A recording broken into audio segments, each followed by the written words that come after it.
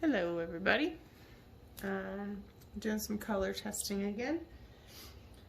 For a couple reasons. For one, I have all these ideas in my head and I want to see what they look like. And then for two, I don't have a lot of space on my drying table because I need to resin like really bad. So we're going to use the bloom recipe, of course, and then this is the pillow paint we have down first. We're going to try to do some fairly simple colors. This is Honey Gold. Why do I always want to call this something else? Golden Honey by Colourarte. This is one of the Prizm pour colors. It's beautiful. It's like if you were to maybe mix 24 karat gold and like light gold. It's really a very beautiful color. An Egyptian coin is a really bright, rich gold, so it's great that Colourarte offers kind of a great spectrum of both. So we're going to lay that down first. I get a lot of questions about how I mix the Prizm pour for blooms. I just mix it right into my pouring medium. You don't need a lot. Then we're going to use, it's hard for you to see the shimmer, but I wonder if I have, so I just mixed it. Can you see this shimmer? You wouldn't believe how sparkly this stuff is. The light's just not even picking it up because of the shadow, but it's really quite incredible. So we're going to use Australian Red Violet from Matisse. Hands down, one of my favorite colors. If I had to pick two Matisse colors, I would go with Southern Ocean Blue and Australian Red Violet. Absolutely. And I've also been playing around with the kind of tiny bit of white underneath the black cell activator. If you saw some of our copper sets when we first did them, I did that with some of them, but I'm also learning very quickly that you have to use a tiny bit of white where it creates like a sheet across your colors.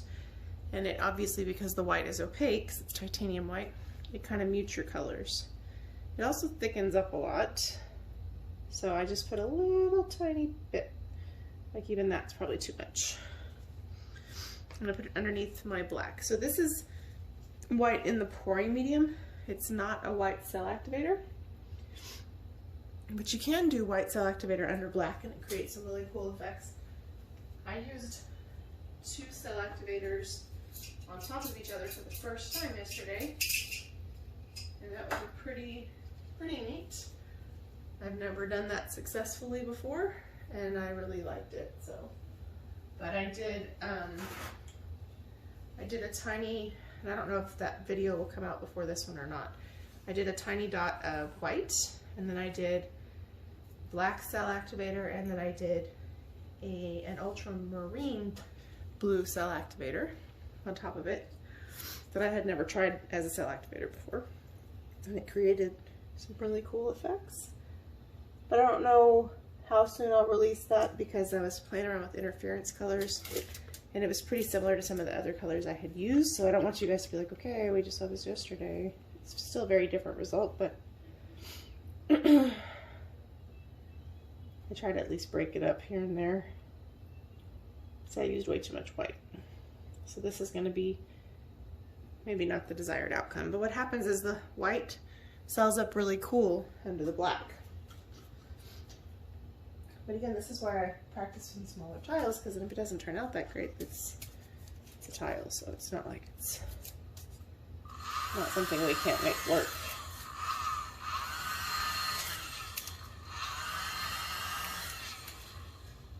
Pushing a little too much off the side.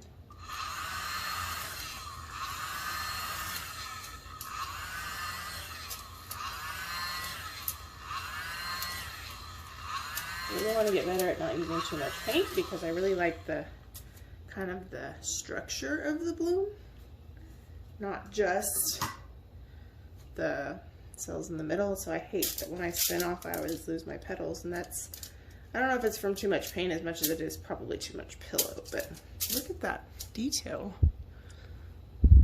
Let me see if I can zoom you in. I don't know how well you can see that. Let me move this guy a little closer to you. look at the details. Super cool. So this looks pretty similar to when I did the bloom using the brown and like the wine color, and I was kind of testing out the same idea. I think this would also look cool if you put Ceylon cinnamon underneath the gold, and it's possible that that would look really cool. Sorry about that, my phone rang. I had to stop videoing, but I was also at a point where I could not leave it like that. And so I had to keep going. So this is the way the first one turned out. I really think it's pretty. It looks almost like a golden, oh, autofocus issues. Almost like a golden yellow or something with that Australian red violet, and the white didn't end up being too much. So let's do another one. I did a second one while I was on the phone, and that one maybe didn't turn out quite as well. There was one part where I kind of blew too much out, but there's a little more contrast in the middle, so it kind of works. But I love the cells. I wish I would stop doing that in the middle. The autofocus freaks out. But the cell development is super cool when you do something like this. So let me do another one or two with you guys. I'm just gonna make a set. Like, if I like the way it turns out, I'm gonna just make a set, because who's gonna want one tile? And I'm not gonna just throw it away. If I like it, I'm not gonna just waste it. The only exception to that is if I just don't want to finish the set for whatever reason, and I might use it for jewelry skins or magnets, but even that sometimes sometimes I wait too long to decide to do that, and then it's harder to get the skins off. So, but I'm not gonna just do it and just, oh, that was nice, let's chunk it.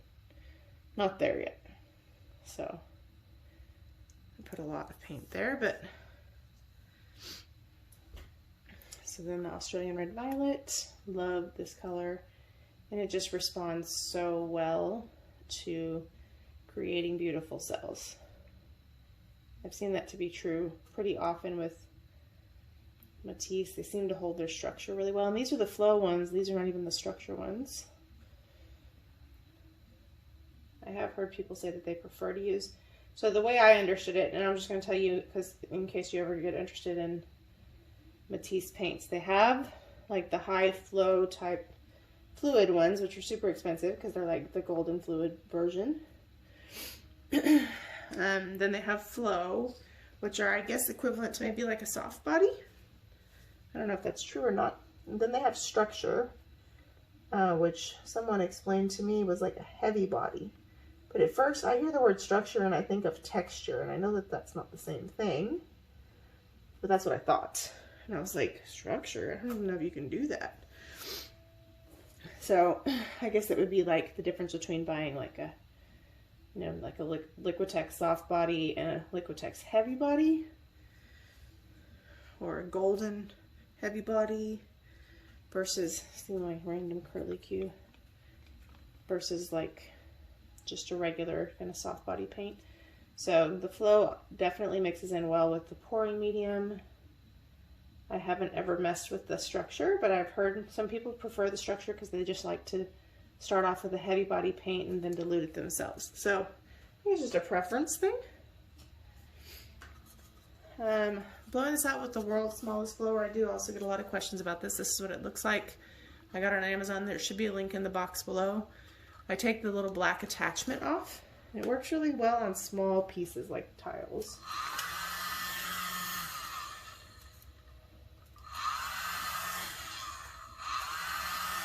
I did hear that it's hard to find these days, and there has been a replacement, and it's green, and it's battery powered, and I heard it's terrible. So I would maybe stick with the orange one if you can get it. Oh, look at that. That's not good right there. Boo-hoo. Let me see if I can fix that. Sorry about my head.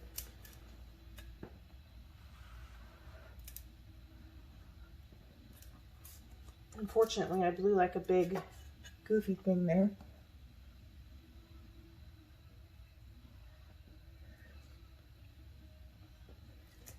And I'm still blowing a lot of the really nice parts off. So I got to get better at that. But, you know, we'll get better at one thing at a time for now.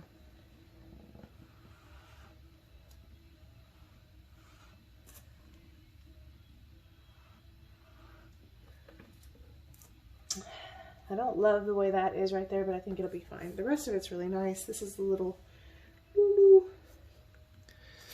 You can't really see that detail, huh? Let me show you what I'm talking about. Ooh, you see this right here? It looks like a hat.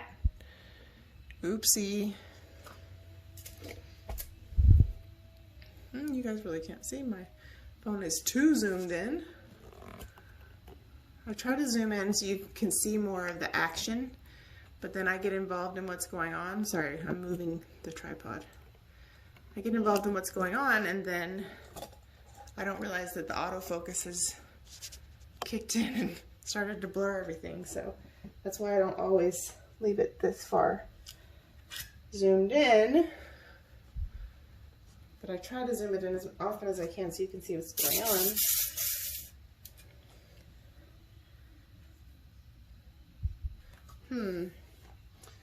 So I don't love that it did that, but I'm not going to lose sleep over that. I got to get this over here.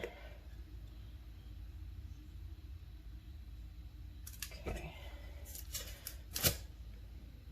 Now some people spin clockwise and then counterclockwise.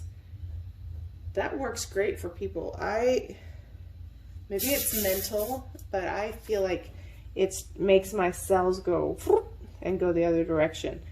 It doesn't do that to everybody, so I'm sure that that's not the case, but it feels like when I do it, I don't get great results. So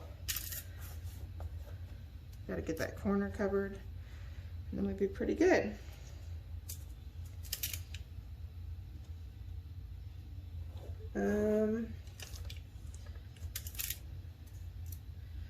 I really like this, other than that one weird spot, but I don't think anybody would really notice that but us, you know.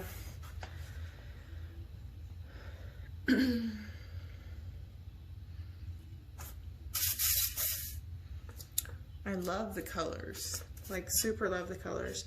So a couple of us that have taken Shelley's class, I say a whole bunch of us at this point, are doing like an art exchange. I don't know what to call it.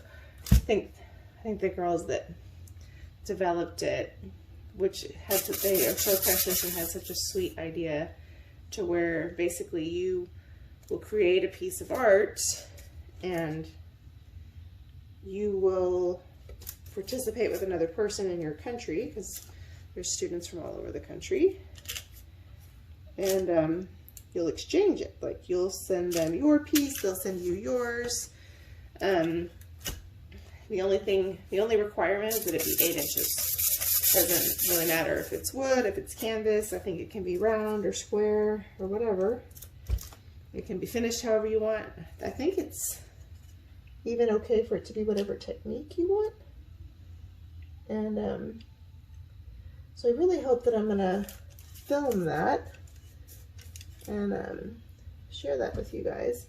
So I've been wanting to like come up with a color scheme that I feel comfortable with for that, so I can go ahead and work on it, because, you know, my day job is pretty busy, and so I don't want to run close on the deadline, because we have a month to do it once it starts. I don't think that we've like officially been like given the ready, set, go yet, but I'll try to keep you guys in the loop. And I'm sure there's more than a couple of us who are, you know, on YouTube who will share that with you guys. We'll share it on social media.